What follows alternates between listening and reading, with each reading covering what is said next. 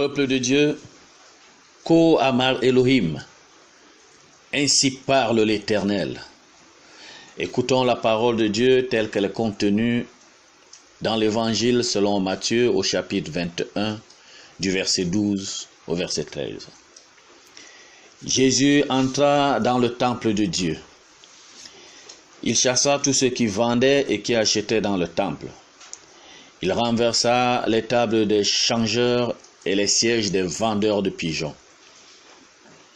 Et il leur dit, il est écrit, ma maison sera appelée une maison de prière, mais vous en faites une caverne de voleurs. Amen. Retenons pour thème la purification du temple.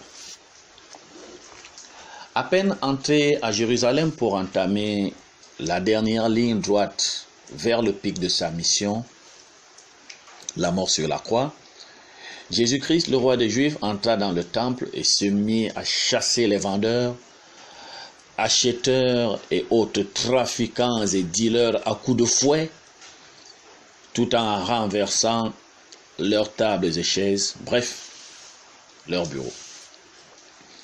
Souvenons-nous qu'il est écrit « Votre corps est le temple du Saint-Esprit » 1 Corinthiens chapitre 5 verset 19.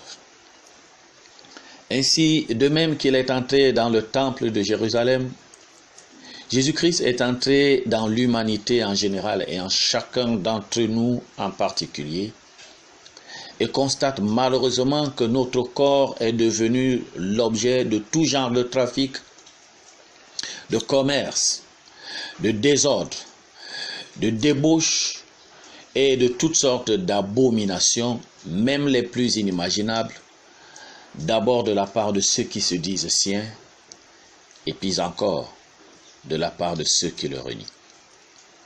Tenez par exemple, les relations contre nature et anti-bibliques sont légalisées, les hommes se marient entre eux, les femmes également, et ce avec la bénédiction de l'Église d'ici ou d'ailleurs. Le monde d'aujourd'hui n'est-il pas redevenu Sodome et Gomorrhe? En passant, d'où viendront donc les naissances pour remplacer les populations vieillissantes et décimées par le coronavirus par exemple? Tous ces morts âgés de plus de 75 ans pour la plupart, quel sera donc le nouvel ordre mondial après cette hécatombe? Conséquence immédiate, à la manière d'un Jack Bauer, Jésus se met à tout renverser. Soit il le fait de sa propre main, soit il met en action ces créatures visibles et invisibles, telles le Covid-19, pour secouer le monde. Où donc est passée la force des grandes puissances? Où est donc passée la foi des grands chrétiens, la foi de l'Église? Tous nous sommes coupables et impuissants devant cette situation. Ceux qui en meurent ne sont pas forcément les plus coupables, mais c'est par pure grâce de Dieu que les autres y échappent. Le Seigneur déclare, ma maison sera appelée maison de prière. Ma maison, c'est-à-dire votre corps que j'ai créé ou le monde que j'ai construit seront appelés maison de prière. Mais vous en faites une caverne de voleurs. Oui, voleurs nous sommes. Dès lors où nous détournons les biens publics, donc de tous, pour en faire des propriétés privées. Oui, des voleurs nous sommes, mais aussi des meurtriers, dès lors où nous massacrons les prisonniers, les pauvres et les faibles, les petits prestataires, pour nous accaparer leurs biens ou leur héritage, parce que nous avons une petite autorité sur eux.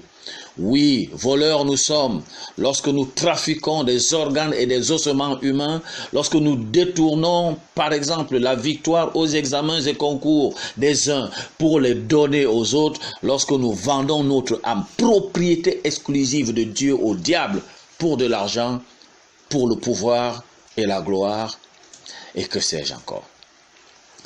Il suffit juste d'être complice ou de fermer les yeux et on est coupable. Ma maison sera appelée maison de prière. Retournons donc, bien-aimés, à la prière. Prière par la chanson, car chanter c'est prier 2 fois, dit l'adage. Prière par la méditation, plus que jamais indiquée en temps de confinement où chacun doit réviser sa relation intime avec Dieu.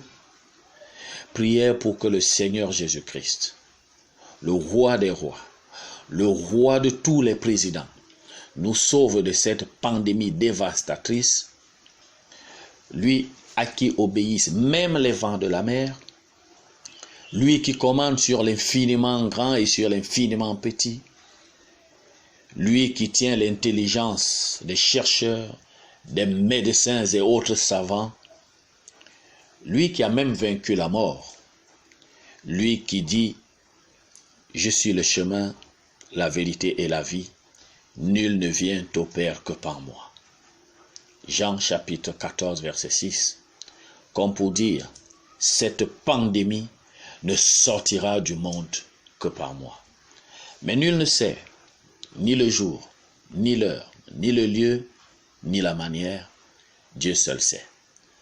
Alors, à l'instar du temple de Jérusalem, le monde entier et ses habitants seront à nouveau purifiés d'un grand nombre de fléaux et de complots, au premier rang desquels le Covid-19, après le passage de Jésus-Christ, dont le sang versé sur la croix nous sauve. La purification du temple. Amen.